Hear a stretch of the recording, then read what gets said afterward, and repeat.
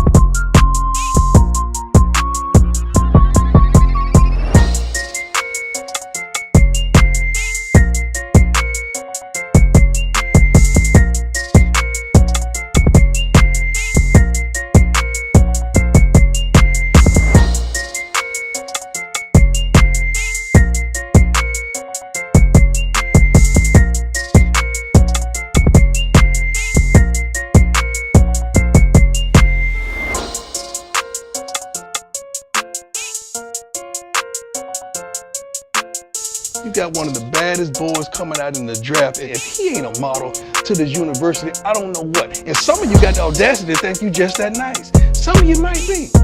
So if he can do it, you can too. Who's next?